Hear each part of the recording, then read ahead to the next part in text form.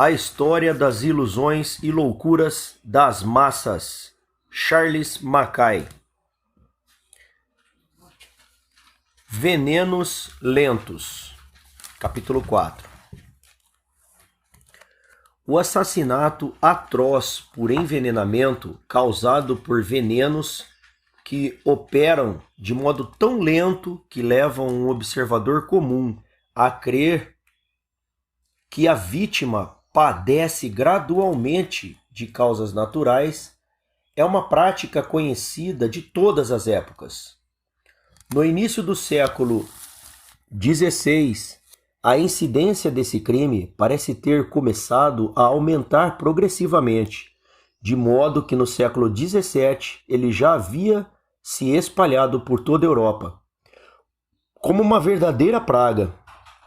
De início foi muito praticado por pretensos feiticeiros e magos, e por fim tornou-se uma área de estudo para todos que alegavam dominar a magia em artes sobrenaturais.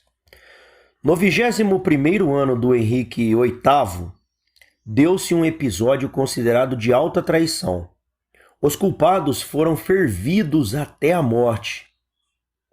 Um dos primeiros casos de que se tem notícia, que é difícil superar em termos de atrocidade, foi o assassinato de Sir Thomas Overbury, que desonrou a corte de Jaime I no ano de 1613.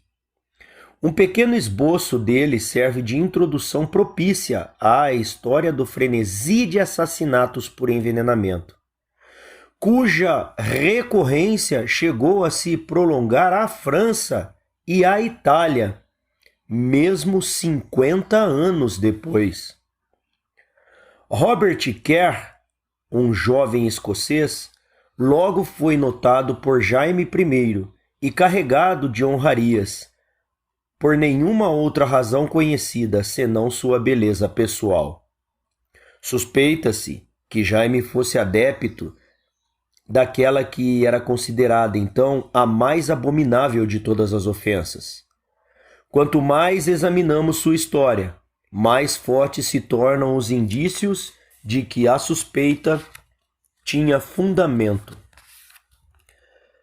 Seja como for, o belo Kerr oferecia sua bochecha macia, mesmo em público, para os beijos repugnantes de sua realeza, e enrubescia de imediato em seu favor. No ano de 1613, ele foi nomeado Lorde Tesoureiro da Escócia e deu origem a um título de nobreza inglês, Visconde de Rochester. Outras honras ainda lhe estavam reservadas. Diante da ascensão tão ligeira, não lhe faltaram amigos. Sir Thomas de Overbury, o secretário do rei, que pareces, graças a ameaças em suas próprias cartas, não ter sido mais do que uma espécie de fomentador dos vícios de sua realeza, e que estava ciente dos perigos contidos nos segredos do rei.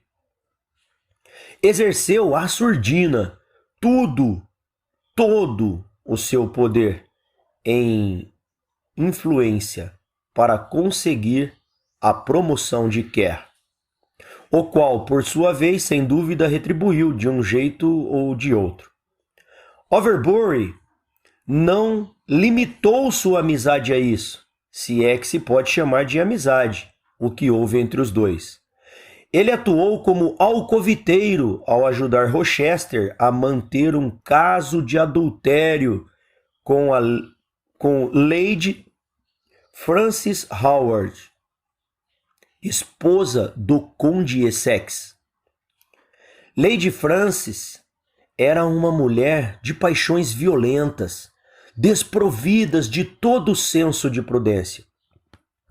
Seu marido era uma pedra no caminho, e para se libertar dele, ela tomou medidas para instaurar um divórcio.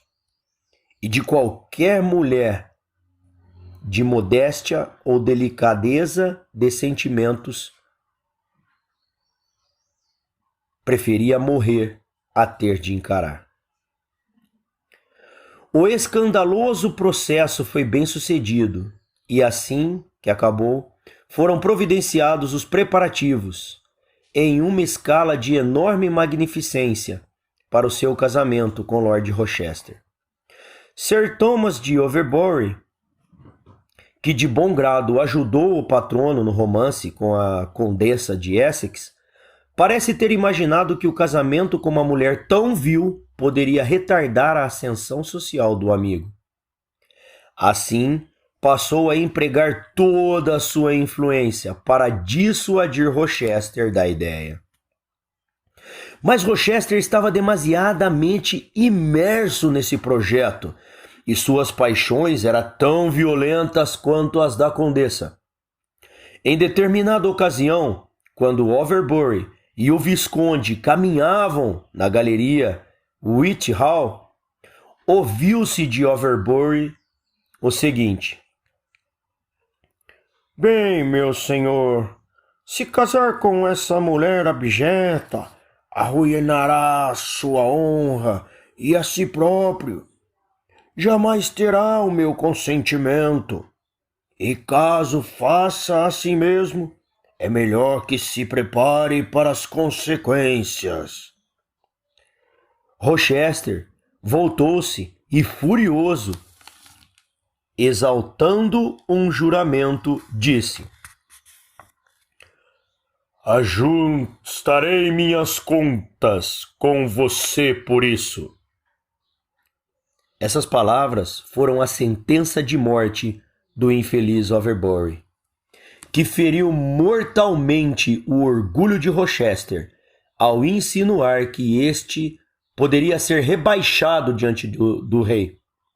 Ele ousara tentar conter as paixões ardentes de um homem dissoluto e insensato. E o dinheiro da indenização. O inquérito ainda está em andamento. Fim da leitura.